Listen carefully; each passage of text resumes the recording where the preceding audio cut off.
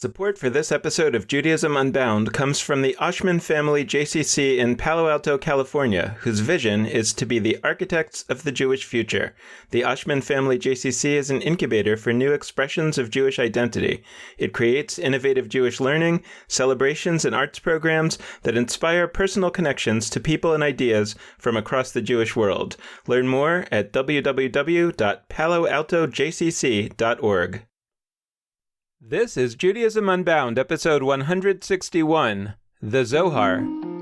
Welcome back, everyone. I'm Dan Liebenson. And I'm Lex Rofberg. And before we get started with today's interview, we're especially excited to tell you about another little project that is just coming out this week. We were privileged to be invited by BIMBOM, the organization that creates short animated videos about the weekly Torah portion and other Jewish subjects. Well, we were really excited to be invited by them to do a little animated video of our own for the first Torah portion in the book of Leviticus. It's all about sacrifices and burnt offerings, not our usual subject matter, but we think you'll be really interested to see what we did with it. So today's podcast is being released on Friday, March 15th, which is the Friday before that portion is read in the synagogues. So if you're hearing this the day it comes out or the next day, you can just go to the main website of BIMBOM. That's www.bimbom.com. That's BIMBAM.com. And it'll be on the homepage. And if you're listening to this a bit later, you'll just have to search for it a little bit. The portion is called Vayikra.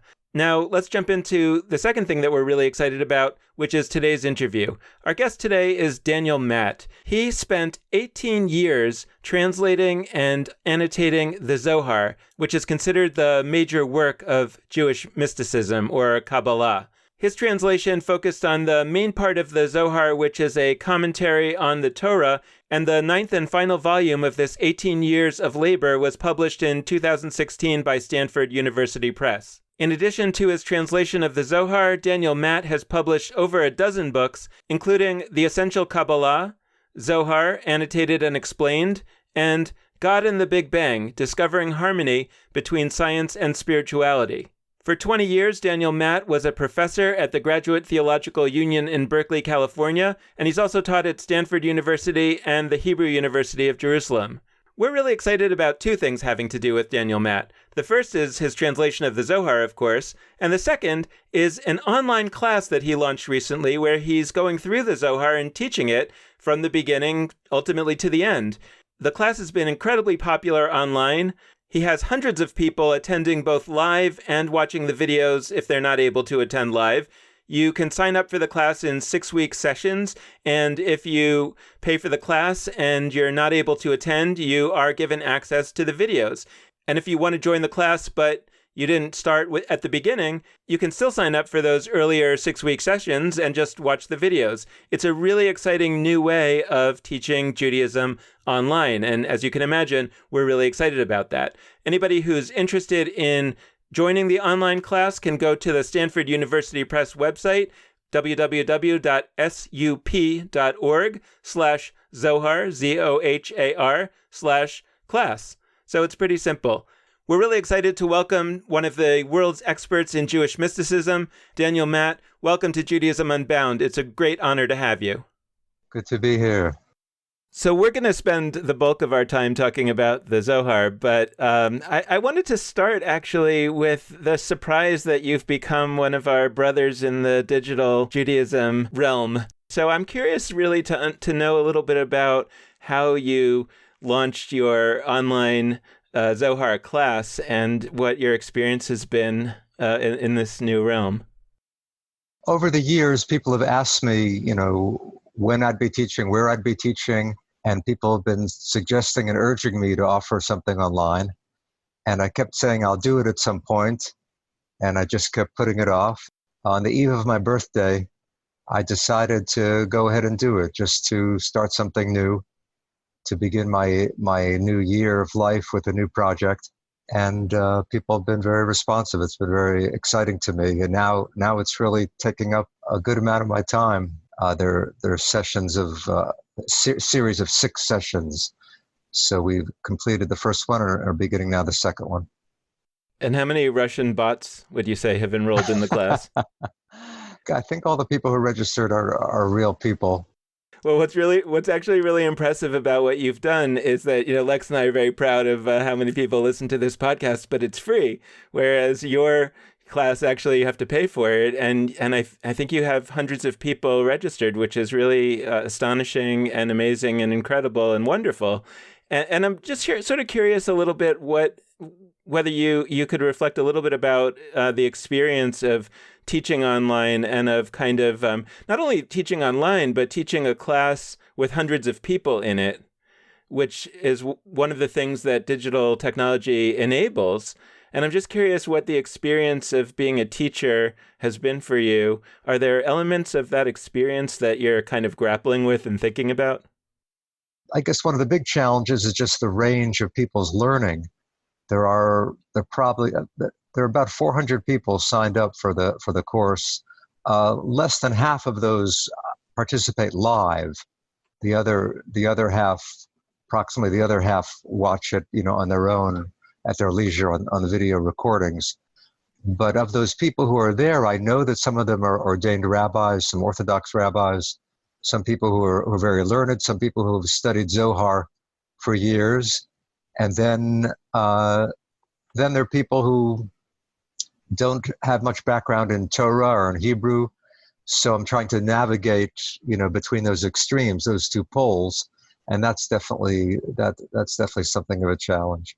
So I guess the lack of personal contact is a negative, but on the other hand, you're reaching people, who would never be able to make it to weekly class. Certainly, those are a couple challenges. So I'm in the class. That's one piece that should be named at the top, and it's been going great. I was in the first unit of 6 classes, and I'm also in the second one. But I wanted to ask you just to give because you're really good at taking this incredibly complex text and putting it into digestible, understandable pieces. I wanted to ask you just, what is the Zohar? It's a really intimidating text for a lot of people, I think. Even many folks who have done a decent amount of Jewish learning in their lives may not have ever really dove deep into Zohar for a variety of reasons. I'm curious, just when you talk about what the Zohar is, how would you encapsulate it for folks? Yeah, first of all, what you're saying is really true. There are many people who have dabbled or delved into almost every phase of Jewish religious teaching, right? Torah, the rest of the Bible, Talmud, Midrash, Jewish philosophy, even Hasidic texts. But Zohar is somehow always kept at a distance. Many ordained rabbis have studied, every traditional text except Zohar. So it's very intriguing and attractive to people. People often say to me, why didn't I have this in Hebrew school? Why didn't I have exposure to Jewish mysticism? People who were turned off to Judaism, so many contemporary Jews are. And that's true. On the other hand, at least it wasn't ruined for people. Jewish education has ruined so many texts, so at least there's something still pristine and untouched about the Zohar. But basically, to describe what the Zohar is, that's nearly impossible, but I think we could begin by saying it's two things at once. It's a mystical commentary on the Torah, a very wide-ranging, unbounded, kiviyachol, unbounded as it were, commentary on the Torah. And it's also an experiment in medieval fiction. Gershom Scholem, the great scholar, calls it a kind of mystical novel. And it's certainly not a full-fledged novel, but the structure is that of the circle of rabbis headed by the great sage Rabbi Shimon Bar Yochai. It's Rabbi Shimon and his disciples, his companions, his chevraya, his chaverim, his friends or companions, following them as they wander around the Galilee. 2 of them or 3 of them or a bunch of them, and the encounters they have with one another, with interesting characters they run into on the road, colorful figures such as an old donkey driver who seems to be a total idiot, but it turns out that he's a great sage in disguise, or a little child who seems to be something of a nuisance or a brat, but he ends up knowing more than the rabbis do. So the message seems to be, you don't know who will be teaching you wisdom. Don't reject anyone, because anyone can have something precious to offer you. So it has this loose narrative structure, but very loose and rather minimal. The main appearance of the Zohar, the main style of the Zohar is a midrashic style, taking a verse from the Torah and trying to scratch the surface, trying to penetrate the outer layer of meaning, the pshat, the simple meaning, and discover some deeper spiritual meaning. And one piece that you have given a really helpful window into, for me, as somebody who fits the category you described, as somebody who had in the past looked at Talmud and Torah and X, Y, and Z, even some slightly more obscure things, but I had never experienced Zohar. What I'd say is you've done a really good job of giving us some sort of building blocks to understanding. And one thing that you did in the first couple classes was you talked about there's sort of a lot of code in Zohar. It says things without saying them, if that makes sense. It alludes to certain concepts that it assumes you know. And spoiler alert, your translation is more on the page footnotes to explain what's happening than the translation itself a lot of the time, because there's a lot of layers to unpack there. But what I wanted to ask on that front is, the Zohar is speaking in a kind of code. What is it hinting at? What are these attributes of divinity that it sometimes seems to be talking about without saying it? How does the Zohar go about conveying its midrashic message that you're talking about? Yes, the main simple system that you're referring to, that you're alluding to, is the 10 sefirot, the 10 qualities of God. That's a very difficult term to translate. Its original meaning is really number or numerical entities. So in a very early mystical text, Sefer Yetzirah, the book of formation or the book of creation, the sefirot really mean the numbers 1 to 10. The 10 sefirot are the numbers 1 to 10. By the time we get to Kabbalah and the Zohar, 1,000 years later in the 13th century, sefirot really mean aspects of God's personality, divine qualities or divine attributes. And that is the main symbol system of the Zohar. Basically, what the Zohar does is to read the Torah as a secret code that is making available to us the inner life of God, the inner dynamics of the divine personality. The main innovation here is that God is equally male and female. And I think that is one of the radical contributions of the Zohar, balancing the traditional patriarchal depiction of God, which of course is so dominant in all Western religion, Judaism, Christianity, Islam. God is the father, the king, the judge, the warrior, the ruler, the male ruler. And in Kabbalah, God is equally male and female. The masculine quality is especially described as the Holy One, blessed be He, and you could underline the word He, HaKadosh Baruch Hu in Hebrew, or in the Zohar's Aramaic, Kudsha Baruch Hu, the Holy One, blessed be He.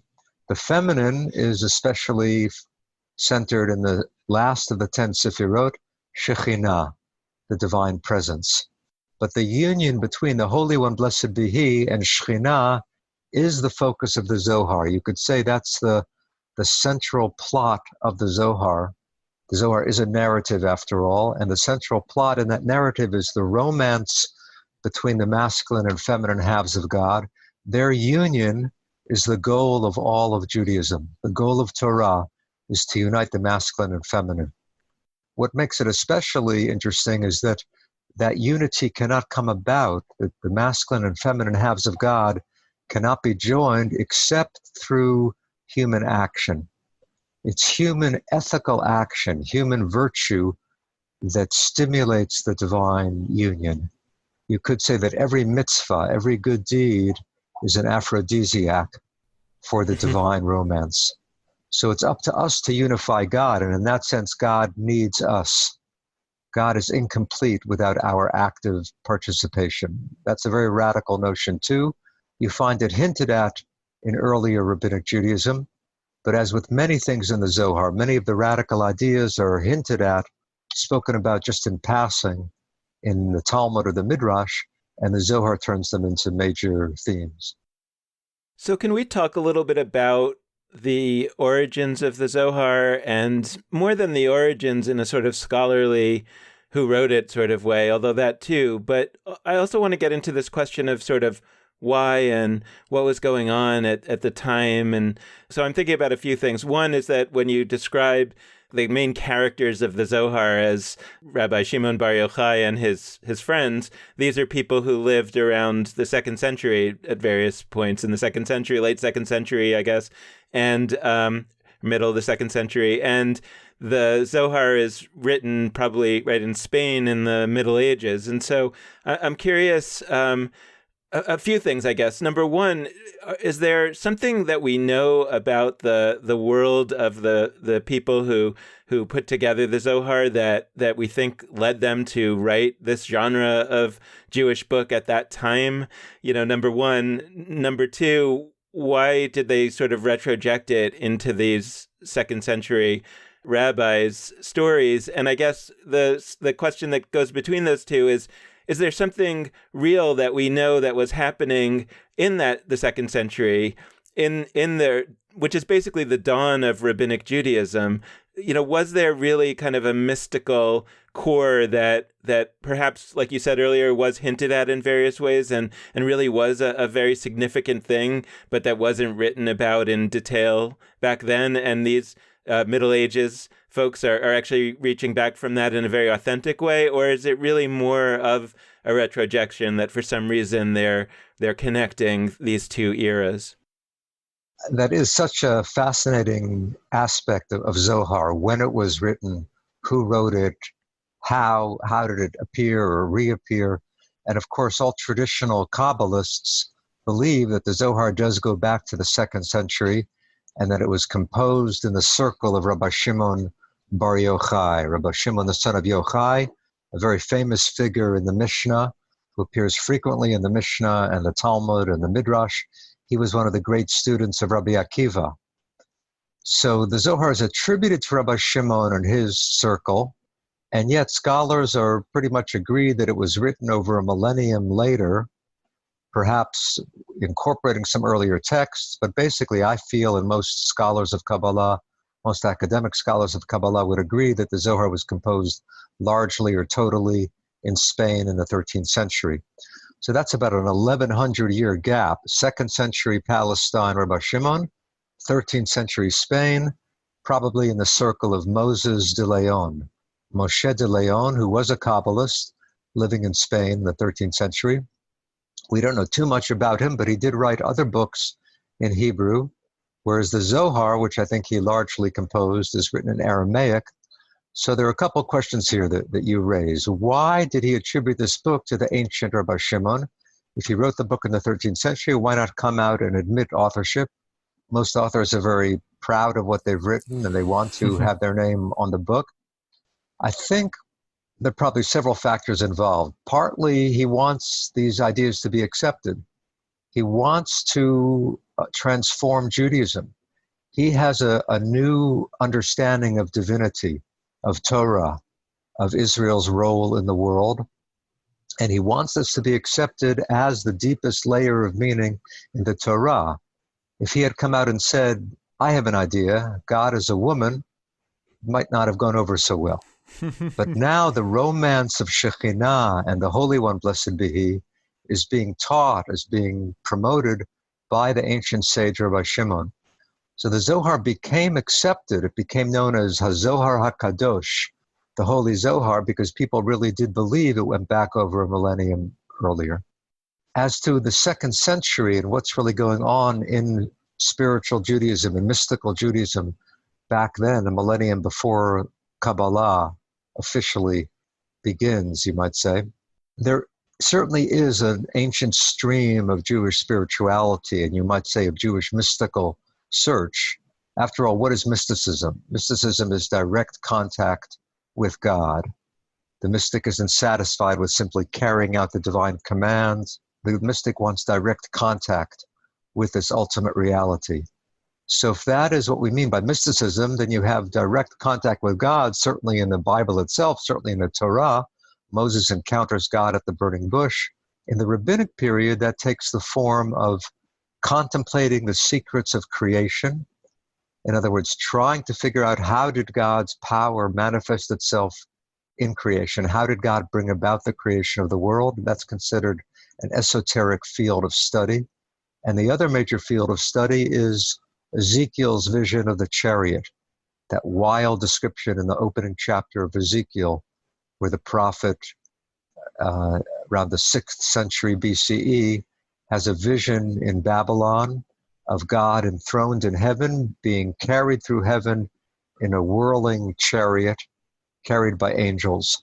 And Ezekiel sees a human-like figure on the throne. So that vision of Ezekiel became the basis for Jewish mysticism.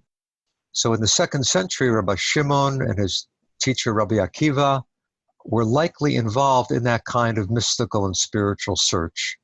We know that Rabbi Shimon, the real, actual, historical Rabbi Shimon, at least as he's portrayed to us in the Talmud and the Midrash, he has some very radical things to say about God.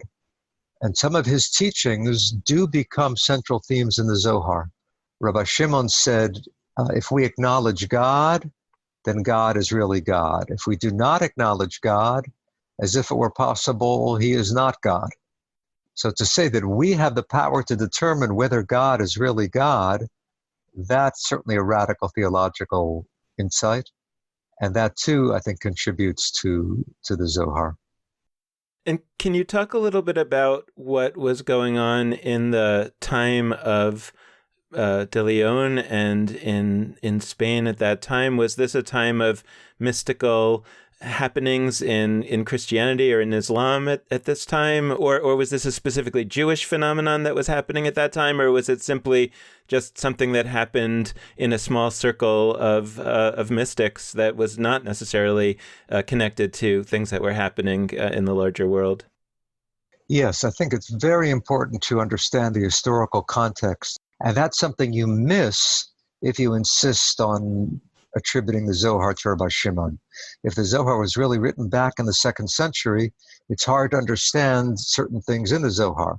For example, the Zohar in a few places actually alludes to historical events of the Middle Ages, to the Crusades, to the situation of the Jews in Christian Spain. Sometimes you have a passage from Maimonides that's paraphrased. But I think it's fascinating to see what's going on in the Jewish community at the time and how that affected the authors of the Zohar. And I say authors in the plural because even if Moses de Leon was the main composer, he certainly did not write everything that we have in the Zohar today. They are probably responding in part to Maimonides. Maimonides, who died, I think, in the year 1204. So really just the beginning of the century in which the Zohar was composed. Maimonides, of course, was the great figure in Jewish intellectual history of the Middle Ages. And his great work of philosophy, Moreh Nevuchim, the Guide of the Perplexed, depicted God in a much more abstract philosophical mode. And in some ways, the Zohar is influenced by Maimonides, but reacting against Maimonides. Maimonides had cleansed God of all the anthropomorphisms, all the physical descriptions.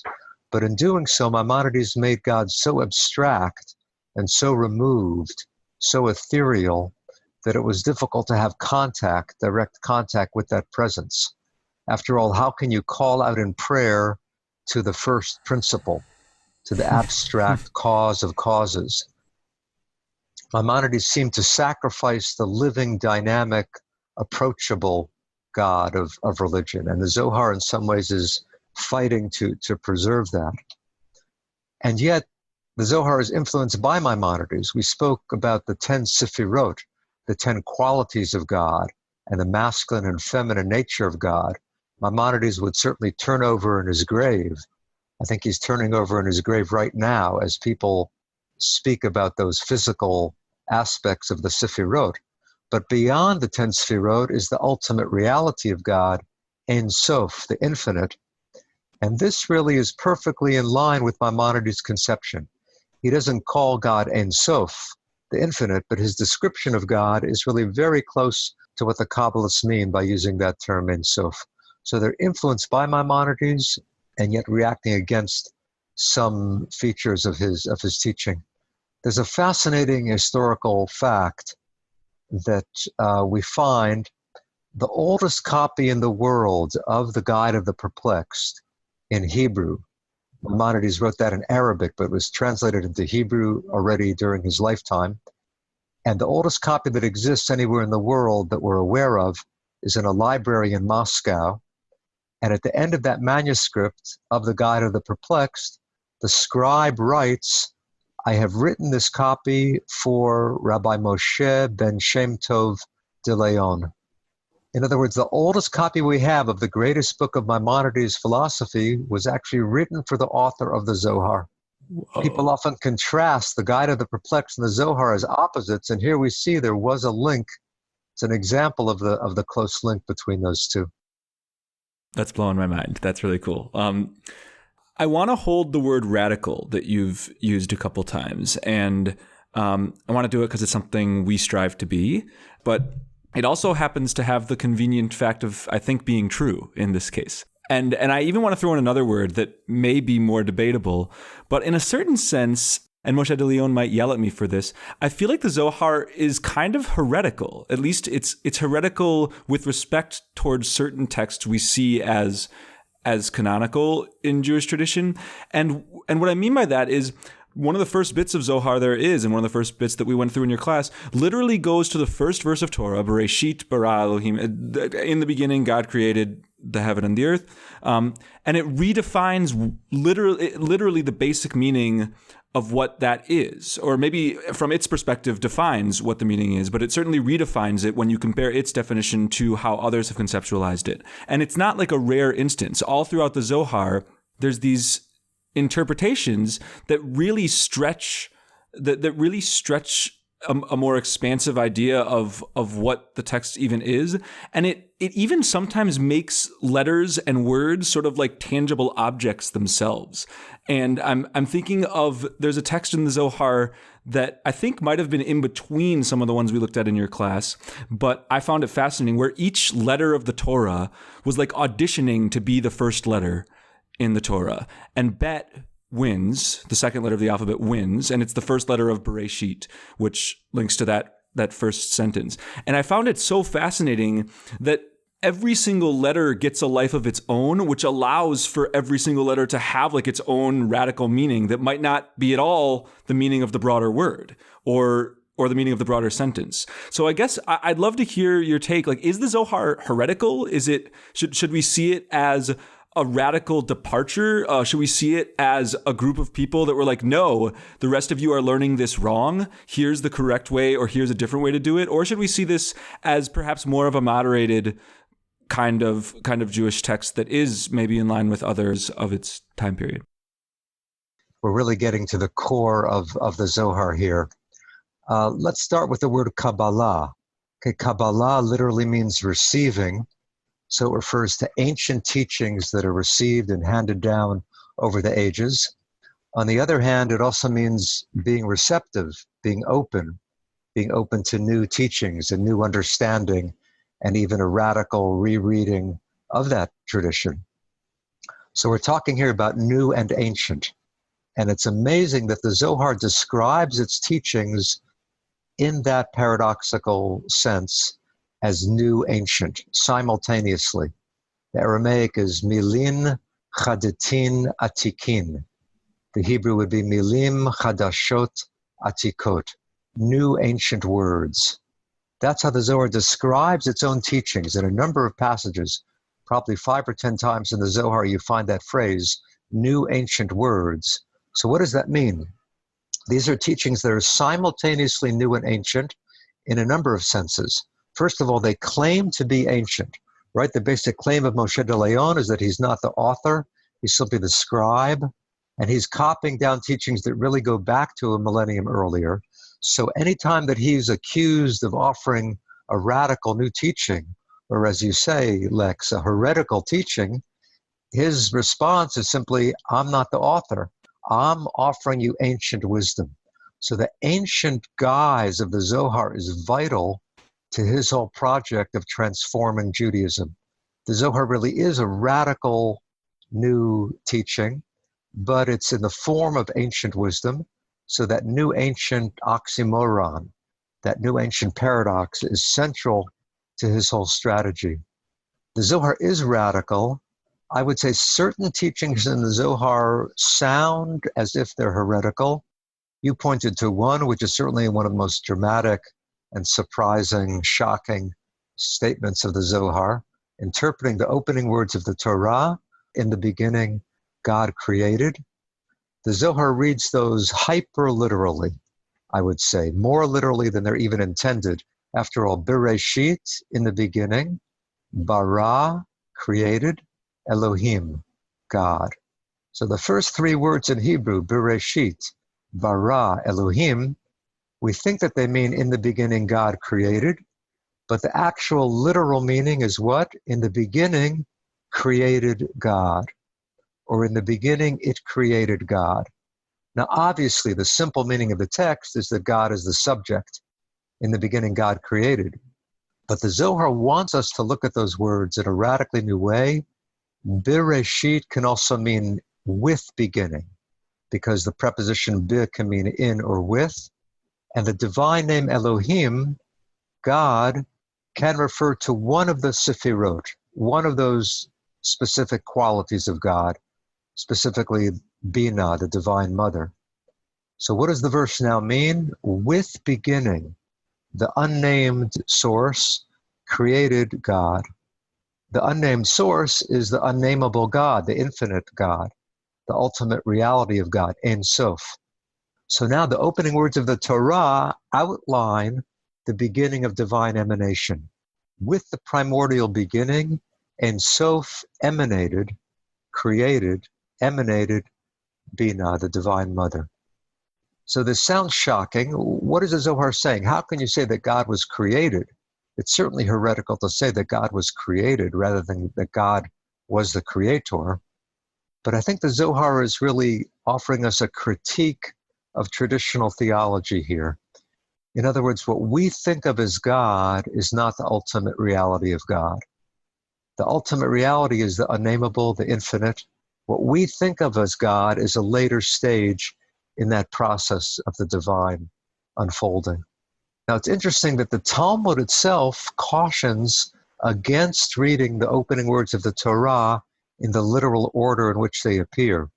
In Masechet Ta'anit, in the tractate Ta'anit of the Talmud, we are cautioned not to read the opening words of the Torah, Bereshit, bara Elohim, in their literal order, because otherwise we might think something crazy like Bereshit created God.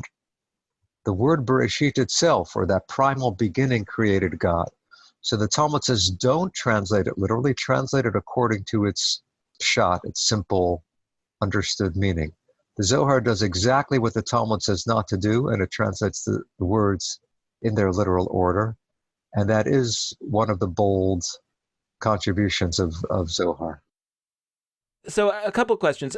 One, when you set out on the project of translating something like the Zohar into English, first of all, what is that like? I mean, that there's so many subtleties like that you've just gone into that are about the character of the Hebrew itself, the Zohar's own translation of the Hebrew itself in its sort of new way, then you're needing to translate that into English and also giving it the larger context. So I'm just curious sort of how you go about the whole process of translating a work like this. The second question is more about like, why do it? And I don't mean that in a simple way, right? Because at least, right, traditionally, there's a lot of talk in traditional Judaism that people really shouldn't be learning the Zohar at all, and certainly not until they're 40 years old or well versed in everything else, and that this is a dangerous book. And also the power of translation is you're putting everything that used to be in the realm of only an elite or only whether that was a good thing or a bad thing, but now all of this material is available to literally everyone at the click of a button in their home. And I just wonder how you think about the totality of the change of that experience and sort of what might come of it in terms of the future of Judaism and also kind of what you hope comes of it, I think. First, let me say a little bit about how I got into this project. In 1995, I got a phone call from a good friend of mine, Arthur Green, and he said there was a family in Chicago, the Pritzker family, who wanted to commission me to translate the Zohar. I was overwhelmed by this. I had been involved in studying Zohar and teaching Zohar and translating parts of the Zohar for quite a while already. But the idea of translating the whole work was immense and something I really needed to think about carefully before taking on. So I told Art that I had to think about this. He said, of course. So I thought about it and pondered it and spoke to friends about this option, this opportunity for a week, for several weeks, for a month, for a couple months. And I still couldn't decide whether to take it on. I knew that I knew something of what it would involve, and that terrified me really. But I was also drawn to it and attracted to it as something that I had already spent years exploring. So finally, a few months after the phone call, without really getting back to him yet about yes or no, and without meeting the Pritzkers at all, I decided to take off a few weeks and try it. During the winter break of teaching that year, I guess the winter of 95, 96, December and January, I took several weeks or nearly a month and just started translating Zohar to see what it would be like. After that period of several weeks or a month, I decided I'm definitely not doing this. It just was too draining. It was too exhausting. I thought, how can I keep this up for years? I didn't know how long it would take, but I knew it would be quite a huge commitment.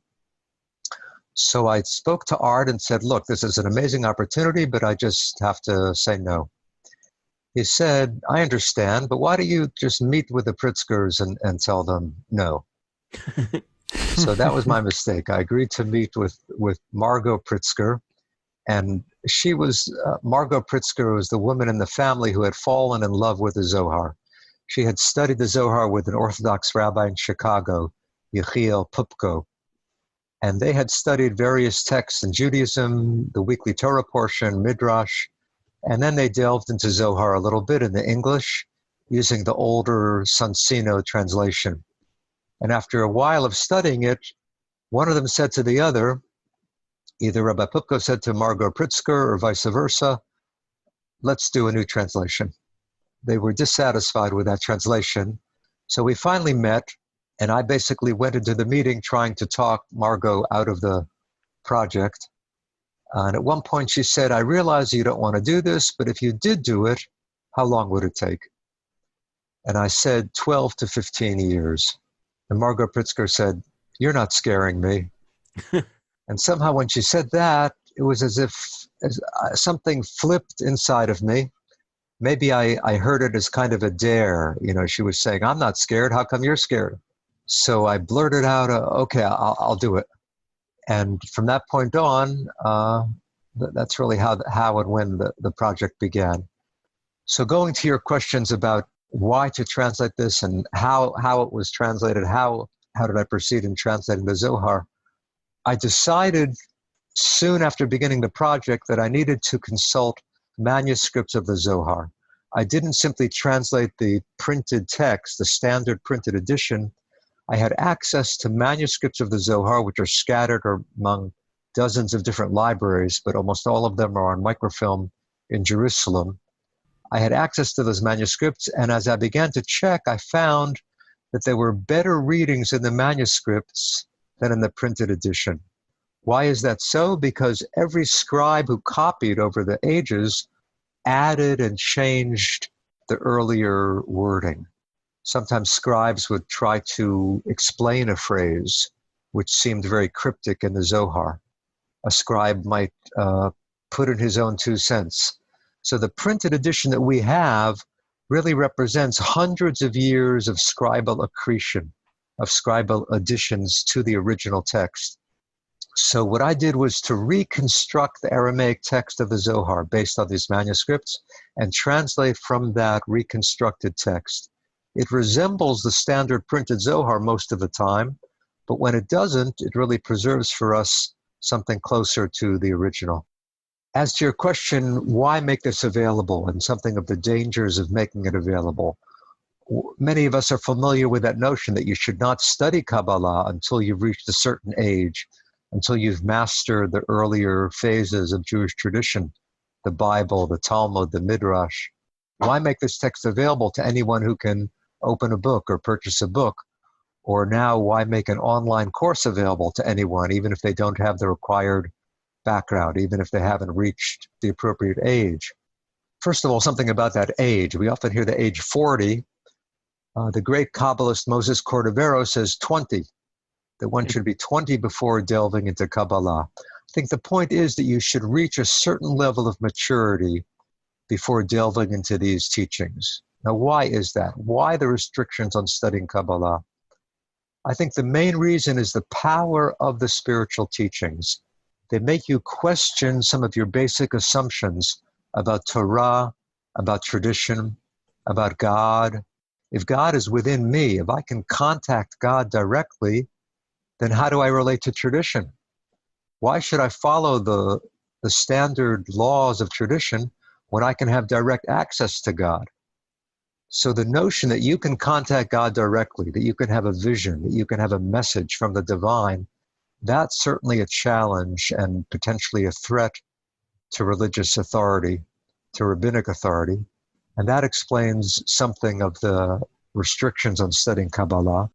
What I try to do in my commentary is to link the Zohar constantly to the biblical sources, to the rabbinic sources, to show how the ideas of the Zohar emerge out of earlier stages of tradition.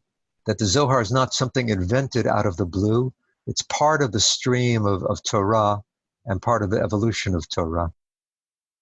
I'm curious why the Zohar is written in Aramaic. These are people who, I guess, spoke Spanish or probably thought in Spanish as their first language, or maybe some kind of Judeo-Spanish. I'm not sure, but then they decide to write the book in another language, and I assume that the reason why they decide to do that is to try to establish that sort of ancient pedigree. But then the question is, so my questions are, number one, why Aramaic and not Hebrew? Because we're used to, Maimonides, for example, wrote in Hebrew.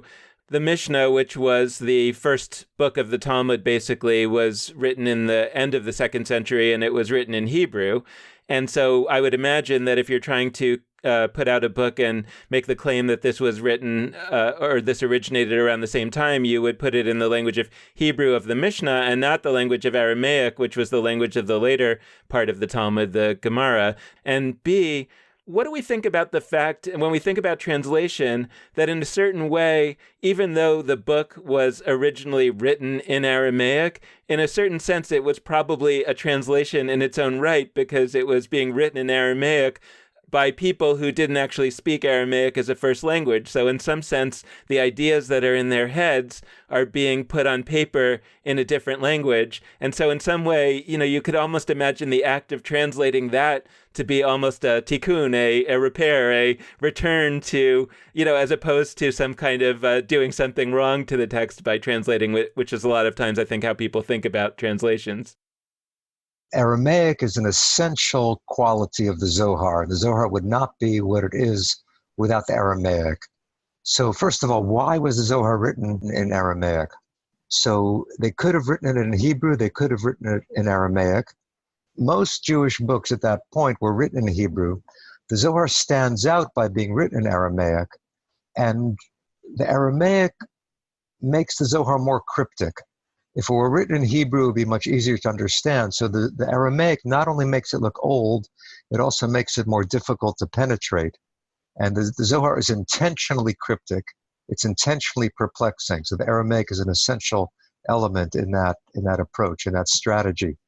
Rabbi Shimon Bar Yochai himself probably spoke more Aramaic and did some of his teaching using Hebrew. There's a combination of Hebrew and Aramaic in the 2nd century. The Aramaic of the Zohar, though, is very unique. And really, just as you said, Moses de Leon did not speak Aramaic. Nobody in European Jewish life spoke Aramaic. The scholars could read Aramaic because they were studying the Talmud, but Aramaic was not a living language at that point in the European Jewish world. So he is writing in Aramaic And it's really that he's thinking in Hebrew and writing in Aramaic and translating it as he goes, you might say, into Aramaic. Sometimes he invents words in Aramaic. For example, the word devekut, the Hebrew term devekut, cleaving to God. Moshe de Leon creates an Aramaic word, devekuta. By adding an aleph to the word devekut, you have instant Aramaic. Again, many words in Aramaic are simply Hebrew with an aleph at the end. Every 10 or 15 pages in the Zohar, there'll be a word that appears in no Aramaic dictionary in the world. It's his invented word. Sometimes it's a Spanish word that he turns into Aramaic. Sometimes it's a rare term in the Talmud that he reconfigures by switching a couple letters around. You know, it's interesting. I once had a very fine teacher in Aramaic. I knew a fine scholar of Aramaic who didn't know Zohar. His expertise was earlier Aramaic, biblical Aramaic and early rabbinic Aramaic. And I asked him if I could do a readings course in Zohar with him. Not that I expected him to understand the Zohar in depth. I wanted to see how he would analyze the Aramaic of the Zohar. And he said to me, I don't deal in corrupt Aramaic. And I realized years later, I think he was protecting himself from embarrassment of not understanding the Aramaic of the Zohar. Because if you know Aramaic, the Zohar is really confusing, certainly at first, and certainly until you give it some effort and some dedication, because it doesn't match any form of Aramaic. Why? Because Moses de Leon is creating it out of the Aramaic he knows. What is his Aramaic? The Talmud and the Targum. The Targum is the Aramaic translation of the Bible. There are several Aramaic translations of the Bible. The most famous is called Targum Onkelos. And Moshe de Leon studied that Targum of the Torah probably week by week, because traditionally one is supposed to read the Torah portion twice in Hebrew and once in the Aramaic Targum. And that was his thesaurus of Aramaic for the Zohar. The Aramaic of the Targum, the Aramaic of the Talmud. He mixes those together and draws on his own creativity. And that's why the Aramaic of the Zohar is so unusual, so idiosyncratic. I want to imagine a parallel universe where Moshe de Leon, or somebody like Moshe de Leon, has an instinct that the world could use a Jewish text that it does not yet have. And he does write it as himself, as the 13th century. He does not retroject it 1,000 years. And I want to ask a few things about that. One, I'll state a statement. I dream of a world in the future where some Jew could do that. And what I mean by that is I dream of a future where we don't need something to be ancient in order for it to matter, in order for it to be valid in a Jewish sense. And part of what I see our work with Judaism Unbound is doing is creating a future where the Moshe de Leons or the Miriam de Leons of that future can just create new forms of Judaism. And the fact that they do so makes them valid. They don't need to say, it goes back to Sinai. It goes back to the Talmud. It goes back to X, Y, or Z.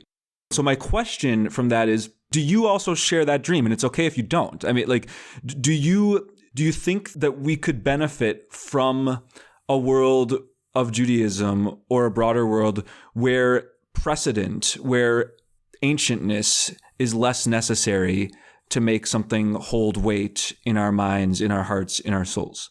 And also on that front, I want to bring up specifically what you just said, which is that as much as this book is ancient, you can even tell that there's new words within it. And scholarly readers can look at all the ways that even on its face, its ancientness might have, like, somebody could have maybe seen that it wasn't as ancient as it claimed. And so I'm curious if when it was written, was it supposed to be received by its audience as truth, as actual conversations of Shimon Bar Yochai, etc., or actually, like, could it have been okay perhaps for people to read it as allegory, as philosophy, as stuff that maybe didn't happen in a literal sense? I don't know the answer to that, but I'm curious if you've explored it. First, I would say I think Moshe de Leon is somewhat playful in composing the Zohar. He knows that he's in Spain in the 13th century, and he knows he's presenting something as ancient, even though he's creating it. On the other hand, he may have felt at certain points that he was channeling that he was conveying the wisdom of Rabbi Shimon.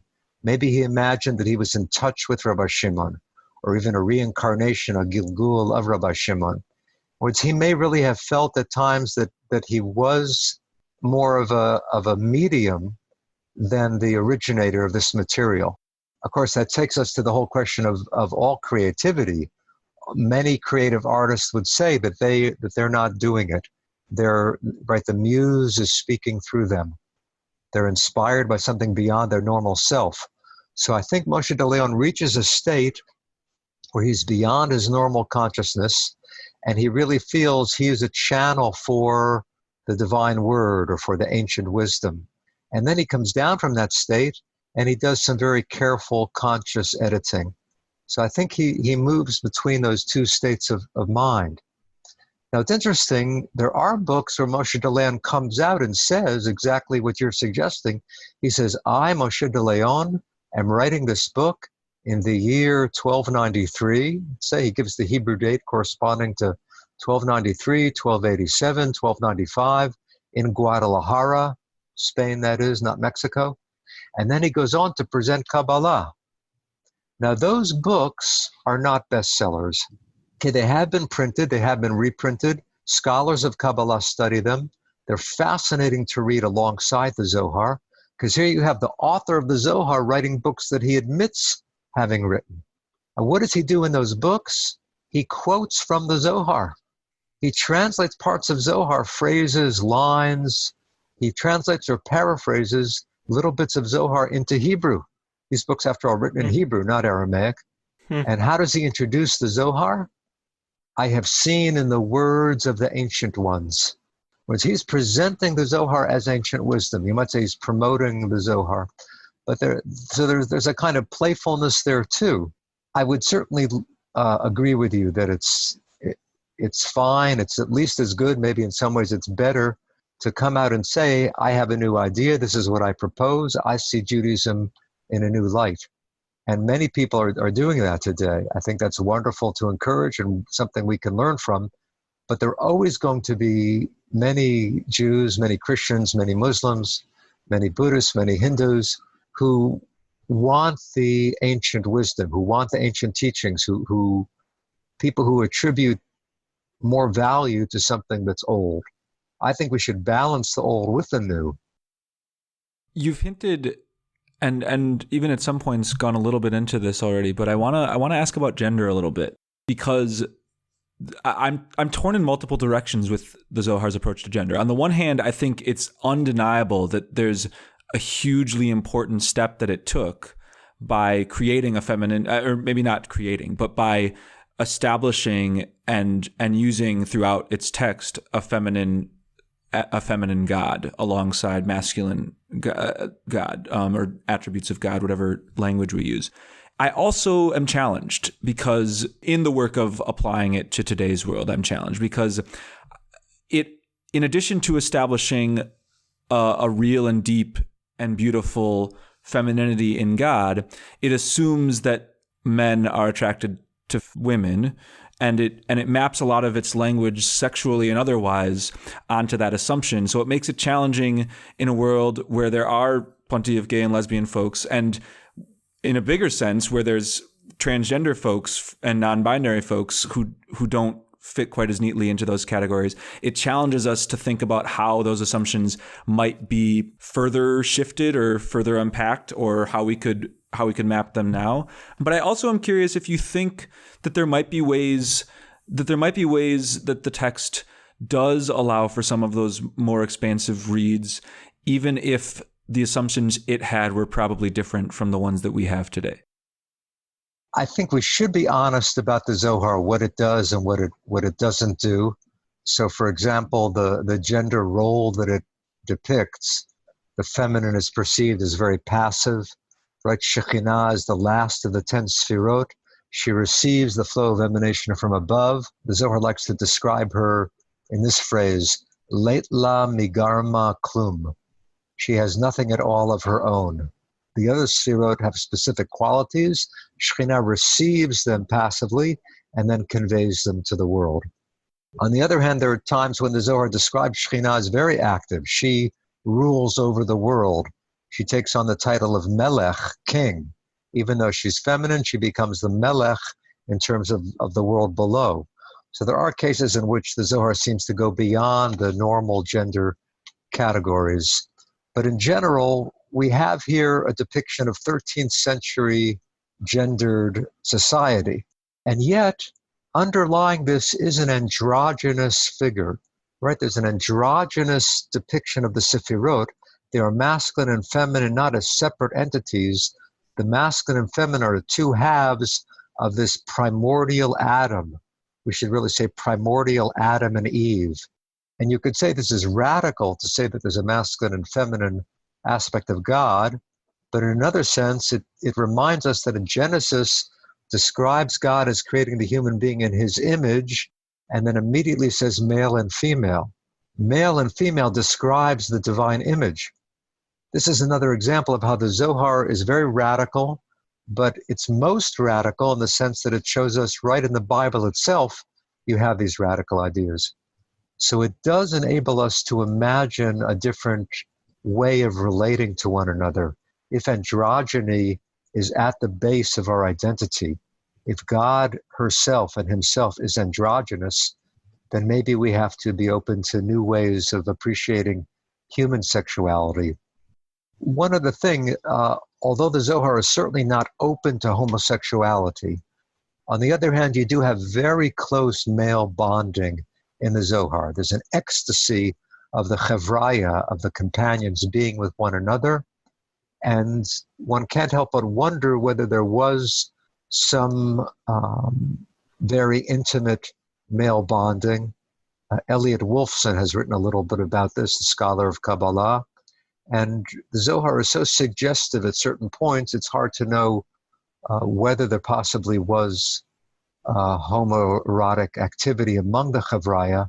You certainly do have a very positive attitude toward the close association of one rabbi with another.